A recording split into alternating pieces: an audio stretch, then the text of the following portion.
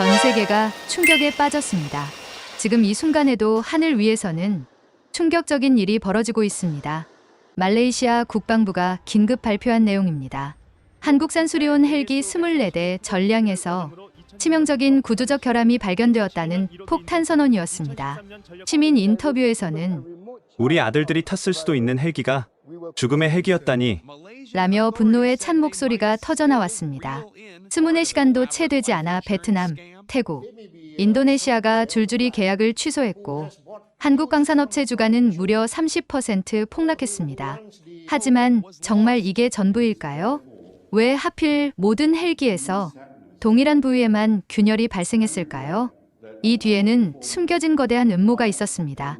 오늘 여러분께 들려드릴 이야기는 한 여자가 목숨을 걸고 밝혀낸 진실의 전말입니다. 이야기를 시작하기 전 영상 아래에 구독과 좋아요 버튼 눌러주세요. 여러분의 작은 응원이 저에게 큰 힘이 됩니다. 저는 말레이시아 공군 한국산 수리온 헬기를 담당하는 수석 정비관 아이샤입니다. 15년간 항공정비 분야에서 일해온 경험으로도 이번 상황은 심상치 않았습니다. 새벽 4시, 저는 잠든 가족을 두고 급히 집을 나섰습니다. 휴대폰 속 긴급 메시지가 계속 머릿속을 맴돌았습니다. 수리온 세대, 동일 부위 균열 발견, 즉시 출동 바람. 말레이시아 공군 기지에 도착했을 때 이미 현지 정비팀들이 분주하게 움직이고 있었습니다. 경납고로 향하는 발걸음이 무거웠습니다. 세대의 수리온 헬기가 나란히 서 있는 모습을 보니 가슴이 먹먹해졌습니다. 이 헬기들은 불과 6개월 전 한국에서 도입한 최신형 기체들이었습니다. 한국 기술진들이 자랑스럽게 소개했던 그 헬기들이 지금 이런 상황에 놓였다니요. 아이샤, 이쪽을 보세요. 부관이 저를 첫 번째 헬기로 안내했습니다. 메인 로터 허브 연결 부위를 자세히 살펴보니 정말로 미세한 균열이 보였습니다. 길이는 약 3cm 정도였지만 이 부위에 균열이 생긴다는 것은 치명적인 문제였습니다. 혹시 과부하나 무리한 운항이 있었습니까? 저는 조심스럽게 물어봤습니다. 하지만 운항 기록을 확인해 보니 모든 헬기가 정상적인 범위 내에서만 운용되었습니다. 비행 시간도 각각 120시간, 95시간, 87시간으로 신품이나 다름없는 수준이었습니다. 두 번째 헬기를 점검할 때 저는 소름이 돋았습니다. 똑같은 부위에 똑같은 각도로 거의 동일한 크기의 균열이 발견된 것입니다. 이상합니다. 이런 일은 있을 수 없어요. 저는 중얼거렸습니다. 세 번째 헬기에서도 마찬가지였습니다. 마치 복사해서 붙여넣기라도 한 듯 정확히 같은 위치에 균열이 있었습니다. 30년 넘게 항공기를 다뤄온 선배 정비사도 이런 건 처음 본다며 고개를 저었습니다. 저는 무릎을 꿇고 균열 부위를 더 자세히 관찰했습니다. 일반적인 금속 피로라면 균열 주변에 변색이나 마모 흔적이 있어야 하는데 이상하게도 깨끗했습니다. 마치 어제 생긴 상처처럼 말입니다. 아이샤, 어떻게 생각하세요? 기지 사령관이 걱정스러운 표정으로 물어봤습니다. 저는 한참을 망설였습니다. 속으로는 뭔가 이상하다고 느끼고 있었지만 확실한 증거도 없이 섣불리 말할 수는 없었습니다. 일단 전문적인 정밀 검사가 필요할 것 같습니다. 한국 본사에도 연락을 취해야겠고요. 저는 신중하게 대답했습니다. 하지만 마음속 깊은 곳에서는 이미 불길한 예감이 자리 잡고 있었습니다. 그날 밤, 저는 잠을 이룰 수 없었습니다. 계속해서 그 균열들이 눈에 밟혔습니다. 왜 하필 같은 부위일까? 왜 이렇게 일치할까? 수십 년간 쌓아온 경험이 저에게 속삭이고 있었습니다. 이것은 단순한 우연이 아니라고 말입니다. 새벽녘, 저는 결심했습니다. 반드시 이 의문을 풀어내겠다고. 그때의 저는 아직 몰랐습니다. 이것이 얼마나 거대한 음모의 시작인지, 그리고 제가 얼마나 위험한 길을 걷게 될지를. 그 불길한 예감은 현실이 되었습니다. 일주일 후, 말레이시아 국방부는 충격적인 발표를 했습니다. 보유 중인 수리온 헬기 24대 전량에서 동일한 구조적 결함이 확인되었다는 것이었습니다. 저는 그 순간을 생생히 기억합니다. 기지 회의실에서 국방부 장관의 기자회견을 지켜보는데 마치 천둥벼락을 맞은 것 같았습니다. 국민의 생명을 책임질 수 없다며 모든 수리온 헬기의 운항을 즉시 중단한다고 발표했습니다. 그 순간부터 지옥이 시작되었습니다. 말레이시아 현지 언론들이 일제히 죽음의 헬기라는 제목으로 한국을 몰아붙이기 시작한 것입니다. 한국 방산업체가 결함 제품을 수출했다. 동남아시아인의 목숨을 우습게 본다는 맹비난이 쏟아졌습니다. 저는 현지 뉴스를 보며 분노가 치밀어 올랐습니다. 15년간 한국 기술을 믿고 일해온 제가 보기에도 이런 식의 매도는 명백히 과도했습니다. 하지만 더 충격적인 것은 도미노 현상이었습니다. 베트남이 가장 먼저 움직였습니다. 12대 도입 예정이던 수리온 계약을 일방적으로 취소했습니다. 이어서 태국, 인도네시아, 필리핀까지 줄줄이 계약 중단을 발표했습니다. 총 48대, 약 2조 원 규모의 계약이 하루아침에 날아간 것입니다. 아이샤, 이제 어떻게 할 건가? 동료 정비사가 걱정스럽게 물어봤습니다. 저는 대답할 수가 없었습니다. 한국 본사에서는 연일 긴급 회의가 열리고 있다고 했지만 현장에 있는 저희에게는 아무런 소식이 전해지지 않았습니다. 며칠 후 더욱 가슴 아픈 소식이 들려왔습니다. 한국의 방산업체 주가가 연일 하한가를 기록하고 있다는 것이었습니다. 수천 명의 직원들이 불안에 떨고 있고 협력업체들까지 연쇄 타격을 받고 있다고 했습니다. 저는 그날 밤 한국에 있는 대학 동창에게 전화를 걸었습니다. 형, 정말 수리온에 문제가 있는 거야? 친구의 목소리는 침통했습니다. 아이샤, 솔직히 모르겠다. 언론에서는 한국 방산업계가 끝났다고 하는데 그 순간 저는 무언가 잘못되었다는 확신이 섰습니다. 한국의 항공기술은 세계적 수준입니다. 특히 수리온은 수년간의 시험 비행과 검증을 거친 완성도 높은 기체였습니다. 그런데 왜 하필 동남아시아에 온 기체들만 이런 문제가 생겼을까요? 저는 다시 경납고로 향했습니다. 야간 경비를 서는 척하면서 혼자 헬기들을 자세히 살펴봤습니다. 손전등으로 균열 부위를 비춰보니 낮에 보지 못했던 미세한 흔적들이 보이기 시작했습니다. 균열의 가장자리가 너무 깔끔했습니다. 일반적인 금속 피로라면 불규칙한 형태여야 하는데 마치 정교한 도구로 만든 것처럼 일정했습니다. 그리고 균열 주변의 금속 색깔도 이상했습니다. 미세하게 변색된 부분이 있었는데 이는 외부 열에 노출되었을 때 나타나는 현상이었습니다. 도대체 누가, 왜 이런 짓을? 저는 중얼거렸습니다. 그러나 확실한 증거가 없는 상황에서 누구에게도 이런 의심을 말할 수는 없었습니다. 더욱이 국방부에서는 조용히 처리하라고 압박을 가하고 있었습니다. 다음 날 아침, 기지 사령관이 저를 불렀습니다. 아이샤, 이 일은 여기서 끝내자. 더 이상 파헤치지 말고 조용히 마무리해야 한다. 사령관의 표정은 평소와 달리 굳어 있었습니다. 하지만 사령관님, 뭔가 이상합니다. 이런 균열은. 저는 말을 이어가려 했지만 사령관이 손을 저으며 막았습니다. 아이샤, 자네도 가족이 있지 않나. 때로는 모르는 것이 약이야. 그 말에 등골이 서늘해졌습니다. 단순한 기술적 문제가 아니라는 것을 직감했습니다. 하지만 저는 포기할 수 없었습니다. 15년간 믿고 일해온 한국 기술에 대한 신뢰, 그리고 진실을 향한 의지가 저를 멈출 수 없게 했습니다. 그날 밤, 저는 혼자 다짐했습니다. 반드시 이 의혹을 풀어내겠다고. 설사 위험이 따르더라도 진실은 밝혀져야 한다고 말입니다. 하지만 아직 저는 몰랐습니다. 곧 제게 예상치 못한 동맹자가 나타날 것이라는 사실을. 그로부터 3일 후, 운명적인 만남이 시작되었습니다. 평소처럼 기지 식당에서 점심을 먹고 있는데 낯선 동양인 여성이 제 테이블로 다가왔습니다. 혹시 아이샤 씨 맞으신가요? 그녀는 완벽한 영어로 조심스럽게 물어봤습니다. 키가 작고 안경을 쓴 그녀의 첫인상은 평범한 사무직 여성 같았습니다. 하지만 그녀의 눈에는 날카로운 지성이 빛나고 있었습니다. 네, 맞습니다만. 누구시죠? 저는 경계심을 품고 대답했습니다. 요즘 같은 민감한 시기에 정체불명의 인물이 접근하는 것은 좋지 않은 신호였습니다. 저는 윤세라입니다. 한국에서 온 항공기 구조 분석 전문가예요.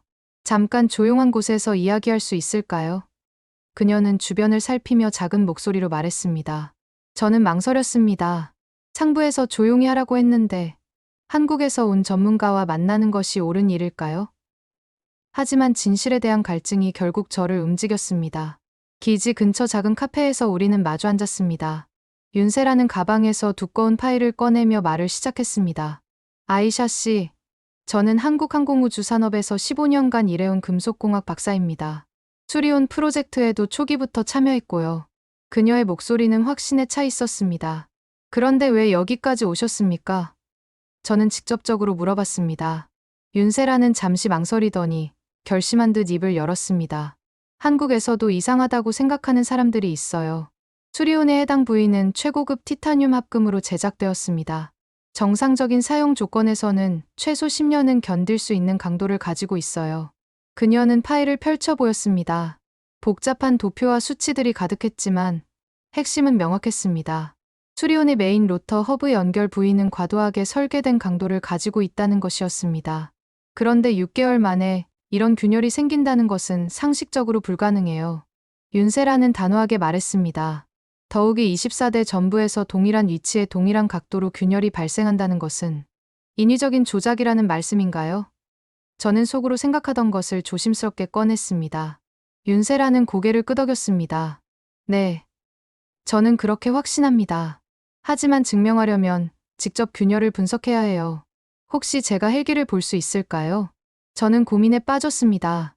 이미 상부에서는 외부인의 접근을 금지한 상태였습니다. 하지만 윤세라의 말이 제가 느끼던 의혹과 정확히 일치했습니다. 위험할 수 있습니다. 요즘 보안이 매우 삼엄해요. 저는 솔직하게 말했습니다. 아이샤 씨, 지금 한국의 방산업체들이 얼마나 큰 피해를 받고 있는지 아세요? 수만 명의 일자리가 위험에 처해 있어요. 만약 정말로 누군가의 조작이라면 우리는 진실을 밝혀야 합니다. 윤세라의 눈에는 절실함이 담겨 있었습니다. 그날 밤, 저는 결심했습니다. 윤세라를 몰래 경납고로 안내하기로 한 것입니다.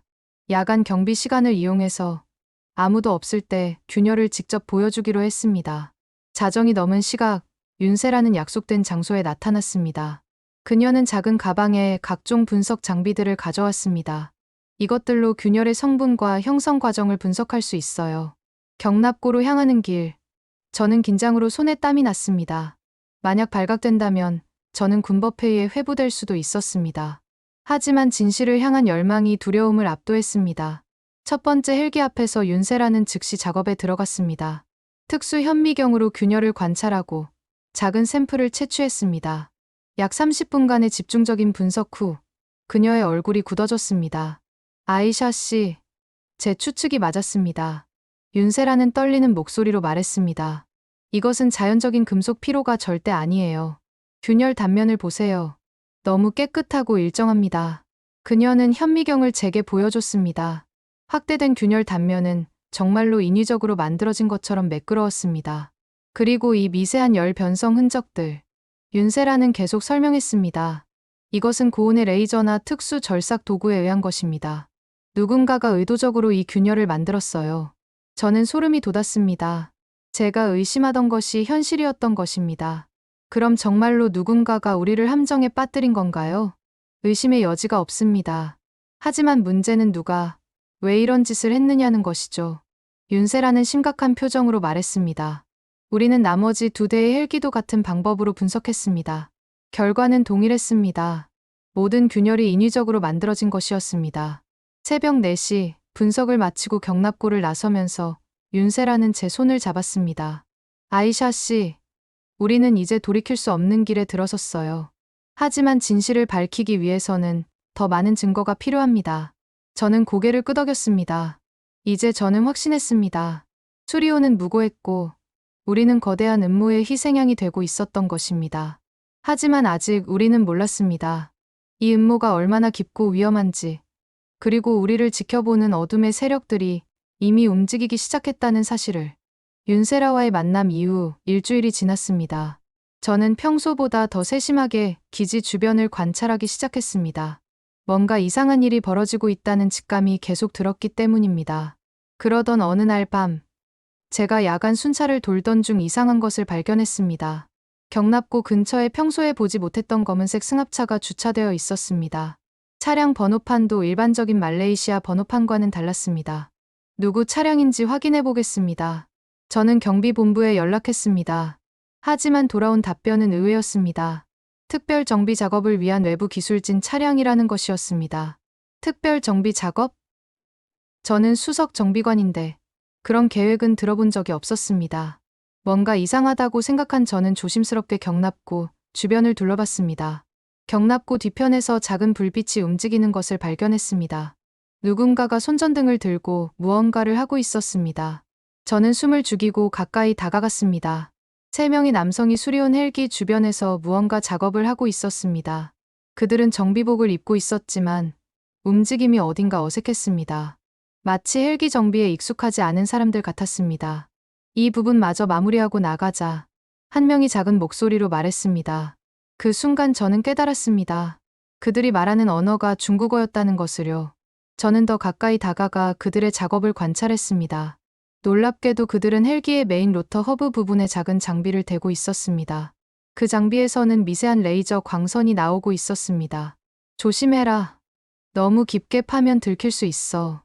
또 다른 남성이 경고했습니다. 그 순간 저는 전율을 느꼈습니다. 그들이 바로 균열을 만들고 있는 현장이었던 것입니다. 저는 재빨리 휴대폰을 꺼내 동영상 촬영을 시작했습니다. 비록 어둠 속이라 화질은 좋지 않았지만 그들의 행동을 기록하는 것이 중요했습니다. 10분 정도 더 작업을 마친 후 그들은 장비를 정리하기 시작했습니다. 다음은 베트남 것들이다. 일정대로 진행하자. 리더로 보이는 남성이 말했습니다. 베트남. 저는 깜짝 놀랐습니다. 베트남도 수리온을 도입할 예정이었는데 그곳에서도 같은 일이 벌어질 예정이라는 뜻이었습니다. 그들이 떠난 후 저는 즉시 그 헬기를 확인해 봤습니다. 과연 새로운 미세 균열이 만들어져 있었습니다. 너무나도 정교하고 계획적인 작업이었습니다. 다음 날 아침, 저는 윤세라에게 긴급히 연락했습니다. 어젯밤에 정말 충격적인 것을 목격했습니다. 만날 수 있을까요? 우리는 기지에서 떨어진 작은 식당에서 만났습니다. 저는 어젯밤 일을 자세히 설명하고 촬영한 동영상도 보여줬습니다.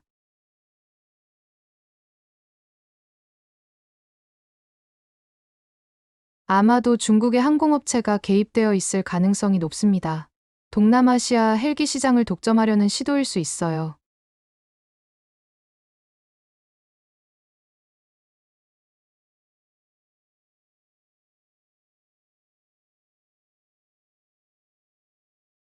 저는 고민했습니다. CCTV 자료는 보안관리실에서 엄격하게 관리되고 있었습니다. 하지만 저에게는 한 가지 방법이 있었습니다.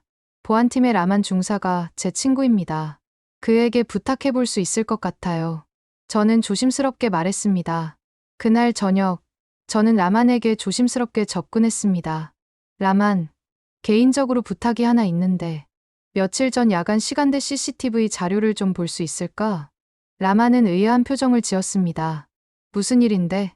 공식 요청은 아니고? 저는 신중하게 말을 선택했습니다. 사실 헬기 주변에 이상한 일이 있었던 것 같아서요. 확인해보고 싶습니다. 라마는 잠시 고민하더니 고개를 끄덕였습니다. 15년 우정을 생각해서 도와주겠지만 조심해야 해. 요즘 위에서 보안에 매우 예민하거든.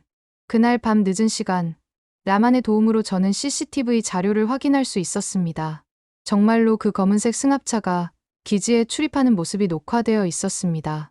그리고 3명의 남성이 정비 장비를 들고 경납고로 향하는 모습도 선명하게 기록되어 있었습니다.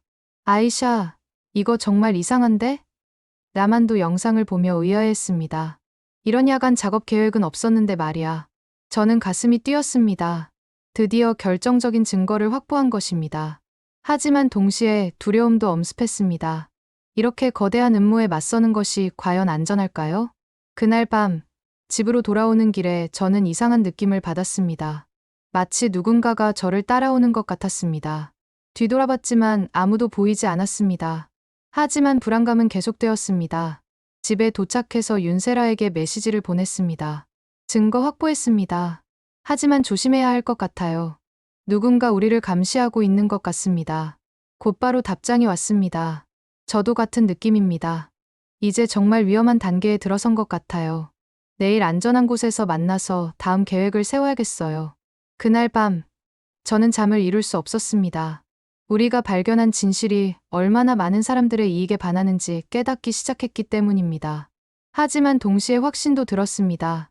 우리는 옳은 일을 하고 있다는 것을요. 창밖을 보니 어둠 속에서 희미한 차량 불빛이 보였습니다. 우연일까요?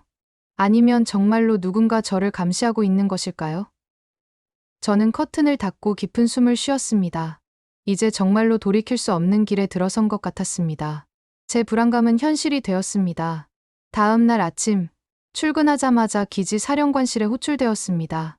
평소보다 훨씬 엄숙한 분위기였고 사령관 외에도 국방부에서 온 관료 2명이 자리하고 있었습니다. 아이샤, 앉아보게. 사령관의 목소리는 차갑게 가라앉아 있었습니다. 자네에 대해 심각한 보고가 들어왔네. 저는 가슴이 뛰기 시작했습니다. 무슨 말씀이신지. 국방부 관료 중 한 명이 파일을 펼쳐 보였습니다. 아이샤 씨, 당신이 무허가로 CCTV 자료에 접근했다는 보고가 있습니다. 그리고 외부인을 기지 내부로 불법 안내했다는 증언도 있고요. 순간 머리가 하얗게 변했습니다. 누군가 우리를 감시하고 있었고 모든 것이 발각된 것입니다. 저는 변명하지 마세요. 또 다른 관료가 차갑게 말했습니다. 보안 위반은 매우 심각한 사안입니다.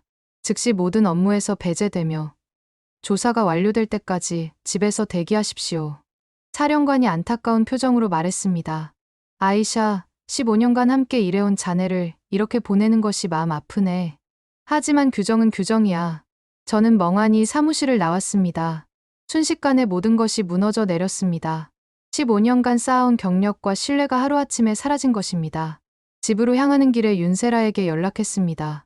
모든 게 들켰습니다. 저는 해임당했어요. 저도 호텔에서 이상한 사람들이 저를 감시하고 있는 것을 발견했어요. 일단 안전한 곳으로 피해야겠어요. 윤세라의 목소리도 불안에 차 있었습니다. 집에 도착했을 때 아내 수피아가 창백한 얼굴로 저를 맞았습니다. 여보, 무슨 일이야? 아침에 이상한 전화가 왔어. 무슨 전화? 저는 급하게 물어봤습니다. 남자 목소리였는데 당신이 위험한 일에 개입하고 있다면서 가족을 위해서라도 그만두라고 하더라고. 수피아의 손이 떨리고 있었습니다. 저는 분노가 치밀어 올랐습니다. 개인적인 위협도 모자라 가족까지 건드린다니요. 하지만 동시에 두려웠습니다. 만약 정말로 가족에게 해를 끼친다면 어떻게 할까요? 그날 오후 더 충격적인 일이 벌어졌습니다. 8살 딸 아이샤가 학교에서 돌아와 울면서 말했습니다. 아빠, 오늘 낯선 아저씨가 나한테 말을 걸었어. 아빠가 나쁜 일을 하고 있다면서 조심하라고 했어. 그 순간 저는 분노와 공포가 동시에 엄습했습니다. 아이까지 위협하다니, 이들은 도대체 어떤 사람들인가요? 수피야, 아이들을 데리고 당분간 친정에 가 있어. 저는 단호하게 말했습니다. 이 일이 정리될 때까지는 안전하지 않아. 여보, 도대체 무슨 일에 연루된 거야? 수피아가 눈물을 글썽이며 물어봤습니다. 저는 아내에게 모든 것을 털어놨습니다. 수리온 헬기의 진실, 윤세라와의 만남, 그리고 발견한 음모에 대해서 말입니다. 수피아는 한참을 듣더니 제 손을 잡았습니다. 여보, 당신이 옳은 일을 하고 있다는 걸 알아. 하지만 우리 가족이 위험하다면 걱정 마. 내가 해결할게. 저는 아내를 안심시켰지만 속으로는 막막했습니다. 어떻게 이런 거대한 세력에 맞서야 할까요? 그날 밤 윤세라에게서 연락이 왔습니다. 아이샤 씨, 저도 위협을 받았어요. 호텔 방에 누군가 침입한 흔적이 있었고 제 노트북도 사라졌어요. 그럼 우리가 수집한 증거들은? 저는 걱정스럽게 물어봤습니다. 다행히 중요한 건 클라우드에 백업해두었어요. 하지만 이제 정말 위험해졌습니다. 우리는 혼자가 아니에요. 무슨 뜻인가요? 윤세라의 목소리가 희망에 차서 들려왔습니다. 한국에서 도움의 손길이 왔어요. 항공우주산업의 내부 고발자들과 시민단체, 그리고 일부 언론인들이 우리를 지원하겠다고 나섰어요. 정말인가요? 저는 가슴이 뛰었습니다. 우리가 혼자가 아니라는 것만으로도 큰 힘이 되었습니다. 그리고 말레이시아 현지에서도 도움을 주겠다는 사람이 있어요. 언론인인데 이미 이 사건의 의혹을 품고 있던 사람이에요. 다음 날 저는 그 언론인과 만났습니다. 말레이시아 일간지 기자인 하림 씨였습니다.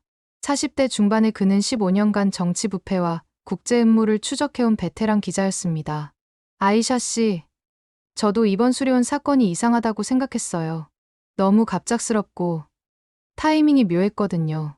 하림 기자는 진지하게 말했습니다. 어떤 점에서요? 저는 물어봤습니다.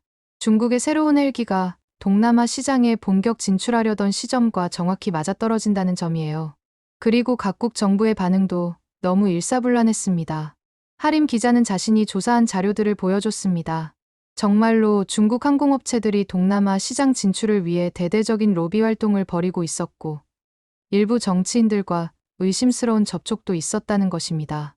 만약 당신들이 가진 증거가 확실하다면 저는 이 사건을 국제적으로 알릴 준비가 되어 있어요. 하림 기자가 단호하게 말했습니다. 그날 밤 저는 새로운 희망을 품고 집으로 돌아왔습니다. 비록 위험하고 외로운 싸움이지만 함께할 동지들이 있다는 것만으로도 큰 힘이 되었습니다. 하지만 집 앞에 도착했을 때 또 다른 충격이 기다리고 있었습니다. 집 때문에 붉은 페인트로 경고라고 쓰여 있었고 우편함에는 협박 편지가 들어 있었습니다. 마지막 경고다. 더 이상 깊이 파지 마라. 그렇지 않으면 가족의 안전을 보장할 수 없다. 저는 주먹을 꽉 쥐었습니다. 이들은 정말로 비열한 방법까지 동원하고 있었습니다. 하지만 이제 저는 물러설 수 없었습니다. 진실을 위해서, 그리고 수많은 무고한 사람들을 위해서 끝까지 싸워야 했습니다. 그날 밤 저는 윤세라와 하림 기자에게 메시지를 보냈습니다. 더 이상 참을 수 없습니다. 이제 모든 것을 세상에 알릴 때가 왔습니다. 국제 기자회견을 준비합시다. 비록 위험하지만 이제 진실을 세상에 알릴 시간이 온 것입니다. 우리는 더 이상 숨어 있을 수 없었습니다. 다음 날 아침, 우리 3명은 쿠알라룸푸르 외곽의 조용한 펜션에서 만났습니다. 하림 기자가 안전한 장소를 마련해 준 것이었습니다. 이제 정말로 모든 것을 걸고 진실을 세상에 알릴 준비를 시작했습니다. 먼저 우리가 가진 증거들을 정리해 봅시다. 윤세라가 노트북을 열며 말했습니다. 클라우드에서 다운로드한 파일들이 화면에 나타났습니다. 첫 번째는 제가 촬영한 야간 조작 현장 동영상이었습니다. 비록 화질이 좋지 않았지만 중국인들이 레이저 장비로 균열을 만드는 모습이 선명하게 기록되어 있었습니다. 두 번째는 CCTV 자료였습니다. 나만이 도와준 덕분에 확보한 이 자료에는 정체불명의 차량과 기술자들의 출입 기록이 담겨 있었습니다. 세 번째는 윤세라가 분석한 금속 샘플 결과였습니다. 과학적으로 인위적 조작을 증명하는 결정적 증거였습니다. 하지만 이것만으로는 부족해요. 하림 기자가 심각하게 말했습니다. 누가 배후에 있는지, 왜 이런 일을 벌였는지에 대한 더 구체적인 증거가 필요합니다. 그때 윤세라가 말했습니다. 실은 한국에서 추가 정보를 보내왔어요. 내부 고발자를 통해 입수한 것인데 그녀가 보여준 자료는 충격적이었습니다. 중국의 대형 항공업체가 동남아 시장 진출을 위해 수년간 치밀한 계획을 세워왔다는 것이었습니다. 그리고 그 계획의 핵심이 바로 한국 수리온의 신뢰도를 떨어뜨리는 것이었습니다. 이 문서를 보세요. 윤세라가 화면을 가리켰습니다. 중국 업체가 말레이시아, 베트남, 태국의 일부 관료들과 은밀한 접촉을 했다는 기록이 있어요. 저는 분노가 치밀어 올랐습니다. 그럼 우리나라뿐만 아니라 이 나라 정부 인사들까지 매수했다는 말인가요? 그런 것 같아요. 특히 말레이시아의 경우 국방부 내 일부 인사가 중국 측으로부터 상당한 금액을 받았다는 정황이 있어요. 하림 기자가 자신의 취재 노트를 펼쳐 보였습니다. 우리는 하루 종일 증거들을 체계적으로 정리했습니다. 시간순으로 사건을 재구성하고 각 증거의 신빙성을 검증했습니다. 그리고 가장 중요한 것은 이 모든 내용을 국제 언론에 어떻게 전달할 것인가였습니다. 저는 이미 로이터, BBC, CNN 등 주요 국제 언론사와 접촉했어요. 하림 기자가 말했습니다. 이 정도 증거라면 충분히 관심을 가질 것 같습니다. 하지만 그 순간 펜션 밖에서 이상한 소리가 들렸습니다. 자동차 문 닫히는 소리와 함께 무거운 발걸음이 다가오고 있었습니다. 누군가 온 것 같은데? 저는 긴장하며 창문을 살짝 열어봤습니다. 검은색 SUV 2대가 펜션 앞에 주차되어 있었고 정장을 입은 남성들이 건물을 에워싸고 있었습니다. 뒷문으로 나가야 해요. 윤세라가 급하게 노트북을 챙겼습니다. 하지만 뒷문 쪽에서도 발소리가 들려왔습니다. 우리는 완전히 포위된 상태였습니다. 그때 하림 기자가 차분하게 말했습니다. 당황하지 마세요. 제가 준비한 게 있어요. 그는 휴대폰을 꺼내 어디론가 전화를 걸었습니다. 지금 바로 와주세요. 우리 위치를 추적당했습니다. 짧은 통화 후 그가 설명했습니다. 제 동료 기자들과 시민단체 활동가들이 대기하고 있어요. 이미 이 상황을 라이브로 중계할 준비가 되어 있습니다. 정말로 10분 후 여러 대의 차량이 펜션으로 몰려왔습니다. 카메라를 든 기자들과 시민단체 활동가들이었습니다. 갑자기 조용했던 펜션 주변이 아수라장이 되었습니다. 검은 정장의 남성들은 갑작스러운 상황에 당황한 듯 물러났습니다. 하지만 그들 중 한 명이 저희에게 다가와 위협적으로 말했습니다. 아이샤 씨, 마지막 기회입니다. 지금이라도 그만두시는 게 좋을 겁니다. 그의 영어에는 중국 억양이 섞여 있었습니다. 저는 더 이상 참을 수 없었습니다. 누구신지는 모르겠지만 진실은 반드시 밝혀질 것입니다. 카메라들이 이 장면을 생중계하고 있었습니다. 위협적인 남성들은 결국 황급히 철수할 수밖에 없었습니다. 이제 정말로 시작이군요. 윤세라가 안도의 숨을 쉬며 말했습니다. 하림 기자가 흥분해서 말했습니다. 방금 전 상황만으로도 이미 화제가 되고 있어요. 소셜미디어에서 실시간으로 퍼지고 있습니다. 우리는 즉시 국제 기자회견 준비에 들어갔습니다. 장소는 쿠알라룸푸르 시내의 한 호텔 컨벤션 센터로 정했습니다. 시민단체의 도움으로 보안도 철저히 준비했습니다. 그날 밤, 저는 가족에게 안부 전화를 걸었습니다. 수피야, 곧 모든 것이 끝날 거야. 조금만 더 참아줘. 여보, 뉴스에서 봤어. 정말 위험해 보이던데. 아내의 목소리에는 걱정이 가득했습니다. 걱정하지 마. 이제 우리 혼자가 아니야. 많은 사람들이 도와주고 있어. 저는 아내를 안심시켰습니다. 기자회견 하루 전날, 윤세라가 중요한 소식을 전해왔습니다. 아이샤 씨, 한국에서 정부 차원의 지원이 오기로 했어요. 외교부에서도 이 사건에 관심을 갖기 시작했고요. 정말인가요? 이제 우리는 더 이상 외로운 싸움을 하지 않아도 되는 것일까요? 하지만 마지막 밤, 또 다른 위협이 찾아왔습니다. 호텔 로비에서 정체불명의 남성이 저에게 접근했습니다. 아이샤 씨, 내일 기자회견을 취소하세요. 그렇지 않으면. 그는 봉투 하나를 건넸습니다. 안에는 제 가족의 사진들이 들어있었습니다. 저는 봉투를 바닥에 던졌습니다. 더 이상 겁주기는 통하지 않습니다. 내일 모든 진실을 밝히겠습니다. 그 남성은 차갑게 웃으며 사라졌습니다. 하지만 저는 이미 결심을 굳혔습니다. 내일이면 모든 것이 세상에 드러날 것입니다. 15년간 쌓아온 신념과 정의를 위해 저는 마지막 싸움을 준비했습니다. 드디어 진실을 밝힐 순간이 다가오고 있었습니다. 2024년 3월 15일 오후 2시 쿠알라룸푸르 그랜드 하얏트 호텔 컨벤션 센터. 저는 생애의 가장 중요한 순간을 맞이하고 있었습니다. 세계 각국의 기자들이 몰려든 이 자리에서 마침내 진실을 밝힐 때가 온 것입니다. 컨벤션홀에는 50여 명의 기자들이 자리를 잡고 있었습니다. CNN, BBC, 로이터, 알자지라는 물론이고 한국의 주요 언론사들까지 총출동했습니다. 플래시가 터지고 카메라가 돌아가는 모습을 보니 떨림과 동시에 각오가 새로워졌습니다. 긴장되시죠? 옆에 앉은 윤세라가 작은 목소리로 물어봤습니다. 저는 고개를 끄덕였습니다. 15년간 항공정비사로 일하면서 이런 자리에 서게 될 줄은 꿈에도 몰랐습니다. 하림 기자가 사회를 맡았습니다. 신사숙녀 여러분, 오늘 이 자리는 동남아시아 방산업계를 뒤흔든 수리온 헬기 사건의 진실을 밝히는 매우 중요한 기자회견입니다. 드디어 제 차례가 왔습니다. 저는 단상에 올라 마이크 앞에 섰습니다. 수십 개의 카메라가 저를 향하고 있었고 전 세계가 지켜보고 있다는 생각에 가슴이 뛰었습니다. 제 이름은 아이샤입니다.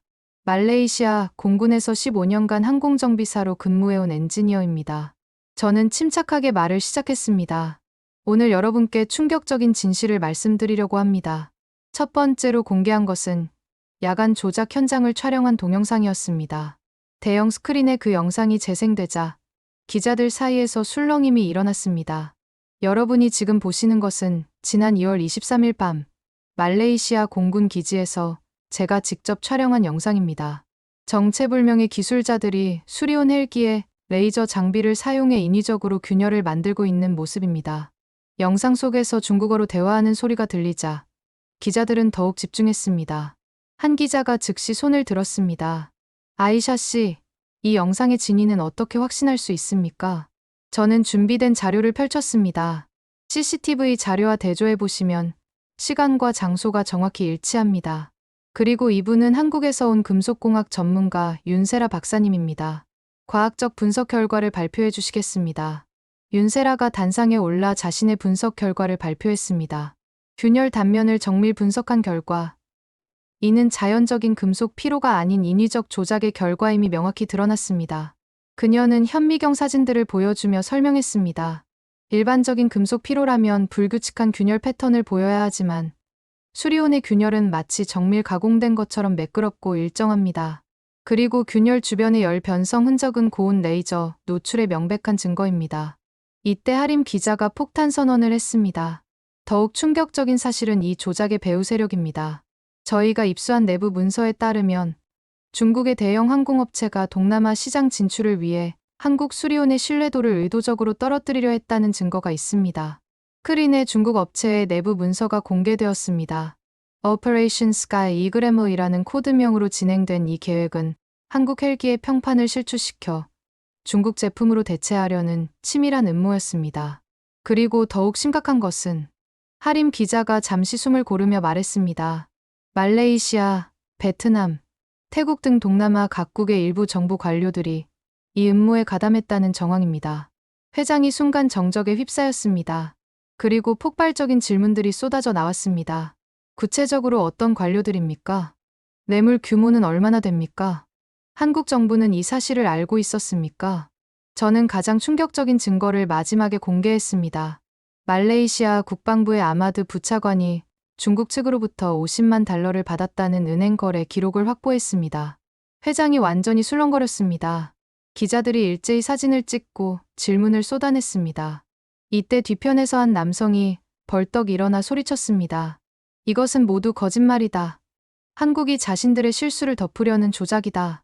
보안요원들이 그를 제지하려 했지만 저는 손을 들어 막았습니다. 아니요. 그분의 말을 들어보겠습니다. 그 남성은 중국 억양의 영어로 말했습니다. 당신들이 보여준 것은 모두 조작된 증거다. 중국을 모함하려는 정치적 음모다. 저는 차분하게 대답했습니다. 그렇다면 이 CCTV 영상도 조작이라고 하시겠습니까? 이 금속 분석 결과도 거짓이라고 하시겠습니까?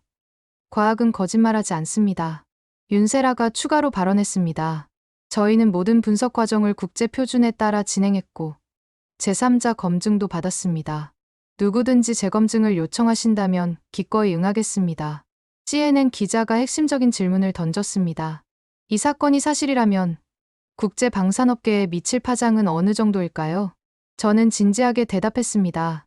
이것은 단순한 경쟁업체 간의 갈등이 아닙니다. 국제 무기 거래의 신뢰 시스템 자체를 뒤흔드는 사건입니다. 만약 이런 조작이 묵인된다면 어떤 나라도 안전할 수 없습니다. 기자회견이 절정에 달했을 때 예상치 못한 일이 벌어졌습니다. 말레이시아 정부 대변인이 긴급 성명을 발표한다는 속보가 나온 것입니다. 말레이시아 정부는 아이샤 씨가 제기한 의혹에 대해 즉시 전면적인 조사에 착수할 것이며 만약 정부 내 부패가 확인된다면 엄중하게 처벌하겠다는 내용이었습니다. 저는 가슴이 뛰었습니다. 드디어 진실이 세상에 알려진 것입니다. 하지만 이것은 끝이 아니라 새로운 시작이었습니다. 기자회견이 끝나고 윤세라가 제 손을 잡았습니다. 아이샤 씨, 해냈어요. 정말로 해냈습니다. 하림 기자도 흥분해서 말했습니다. 벌써 전 세계 언론이 이 소식을 타전하고 있어요. 한국 정부에서도 공식 입장을 발표했고 중국 정부는 부인하고 있지만 국제적 압박이 거세질 것 같습니다. 그날 밤 저는 처음으로 마음 편히 잠들 수 있었습니다. 긴 악몽 같았던 지난 몇 주간의 일들이 마침내 끝나가고 있었습니다. 진실은 정말로 승리할 수 있었던 것입니다. 하지만 아직 마지막 장이 남아 있었습니다. 이제 진짜 정의가 실현되는 모습을 지켜봐야 했습니다. 기자회견으로부터 3개월이 지난 지금 저는 말레이시아 공군 기지 활주로에 서 있습니다. 하늘 위로 수리온 헬기가 당당하게 날아오르는 모습을 바라보며 지난 시간들을 되돌아보고 있습니다. 그 사이 세상은 완전히 바뀌었습니다. 우리의 폭로 이후 도미노처럼 진실들이 쏟아져 나왔던 것입니다. 가장 먼저 움직인 것은 말레이시아 정부였습니다. 기자회견 일주일 후 아마드 부차관이 체포되었습니다. 그의 집에서 중국 측이 제공한 50만 달러의 뇌물 증거가 발견된 것입니다. 그는 결국 모든 것을 자백했습니다. 처음에는 단순한 컨설팅 비용이라고 생각했습니다. 하지만 점점 깊이 빠져들게 되었고 법정에서 그가 흘린 눈물을 저는 지금도 기억합니다. 베트남과 태국에서도 비슷한 사건들이 연쇄적으로 터졌습니다. 중국의 오퍼레이션 스카이 이글해머은 동남아 전역에서 동시다발적으로 진행되고 있었던 것입니다.